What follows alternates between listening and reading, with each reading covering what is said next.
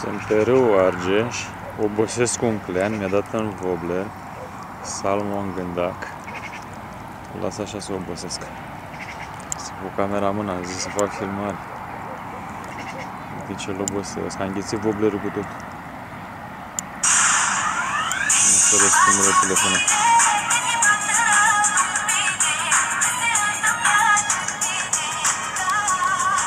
Ce se întâmplă cu mine?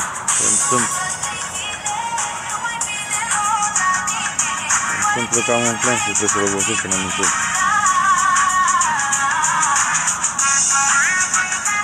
Are wobbler în gură. Îl las aici la apă mică până obosește.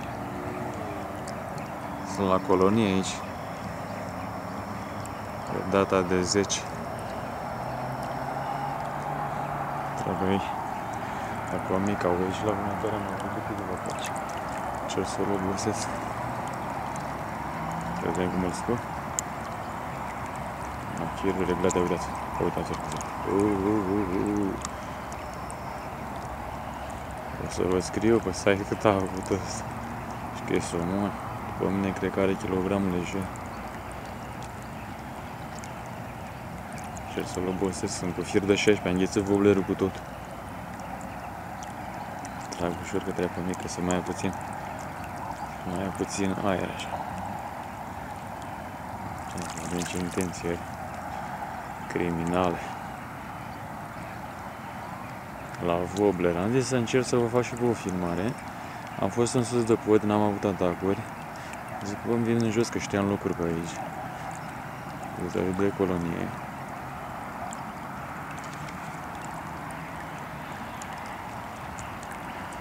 Sper să mă ajute și ce pot să-ți muncesc. Să mă cer puțin tamburul, că e problemă mare cu asta, nu găsește și ușor.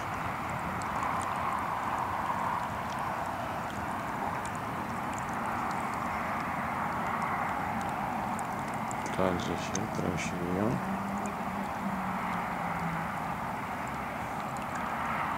Mai că trebuie să o găsești și mai tu ăla că de așa, așa. Nu trebuie să scoți botul de aici. Ne aflăm la colonie aici, uitați. Colonie.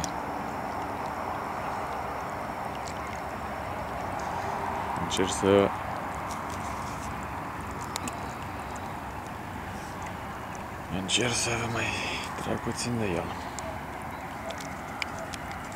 Ia să vedem. Țin camera și nu luneta.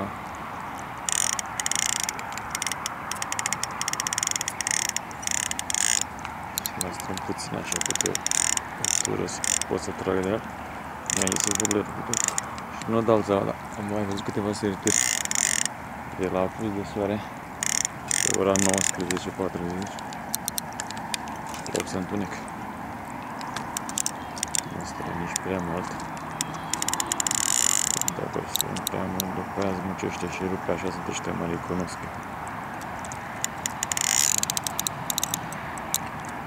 Mă din Andreea Jumânet. Auziți-o că întâi. Că n-au obosit, sunt bandizi ruști.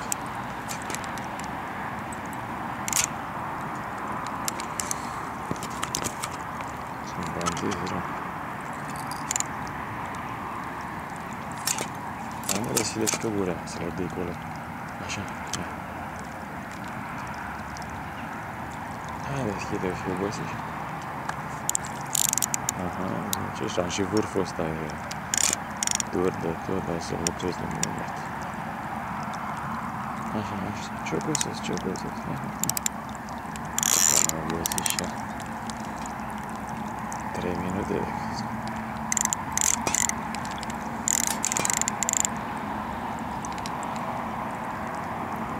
Se auzea că mănâncă la dudă, că nu mănâncă și gândeci. La salmon. Ia uite, l-am găsit cu tot. Nu zici că am năluc. Bine că ne-ai scăpat. Am zis eu că nu e obosit, că e bandit. Nu știu eu, că mai puneam mâna pe el și zmucea.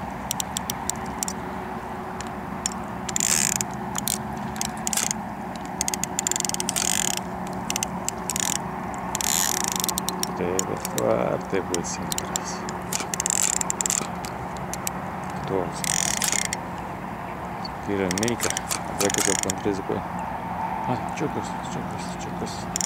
Aha.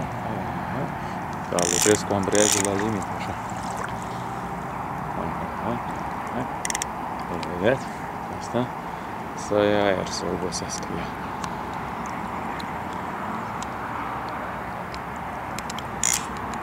Acum ambreiajul reglat. Am dat din manevră ăla și mă țin mult cu gura sus. Că oricum trebuie să-l apuc după brani, că nu am niciun nimic. Bandiez, deci am scăpat eu la muscă. Stai așa, că nu. Că obosesc, ține gura sus, să vezi și pot să țin și camera. Hai să te vezi tu la camera aici. Nu stai și camera? Nu stai, mă. Nu stai, să urcăm băr.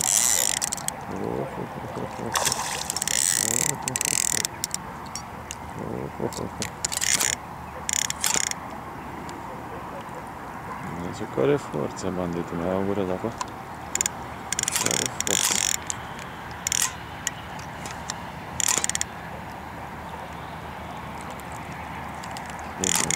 Vede ce furt din aling. Uite-ta. Hai bă, ușor, așa. Bătrânule. Profită-l de orice neatenție din partea pescarului. Orice neatenție contează. Că sunt cu camera pe băfter. Între fier și... Între fier și... Păță și scurt. Ai văzut-o, da? Hai să încercăm să vedem. Mă apropiu de tine cu toate că nu-ți place. Nu-ți place ție.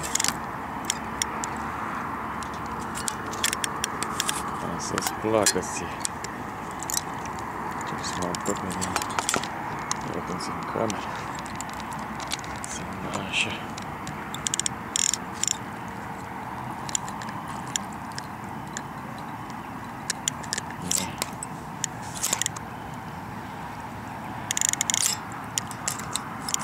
De firul în cameră. Și obosit și tu? Vezi?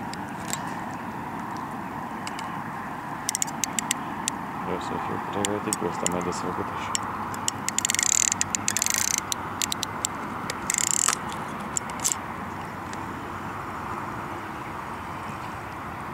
Seara pe mare. Se lasă păpurim pe parte.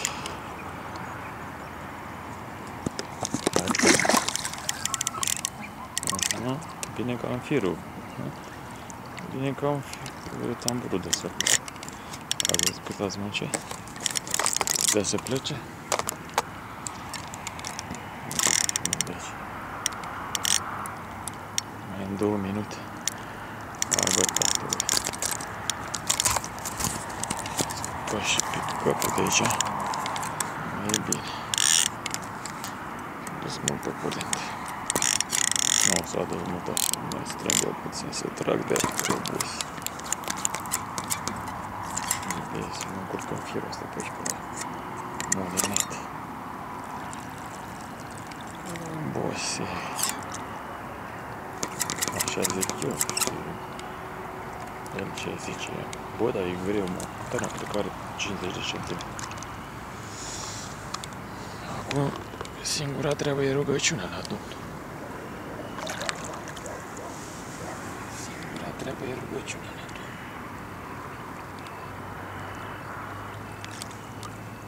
Te lovi. Te lovi, Doamne.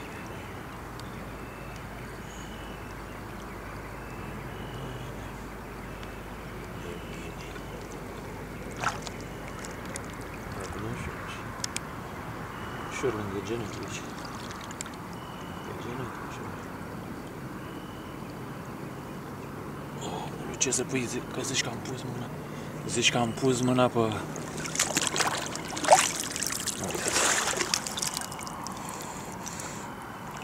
40-60 de centimetri. Are voblele în gură cu tot. Un monstru din adâncuri. Asta e monstru. Intrate și numai bine.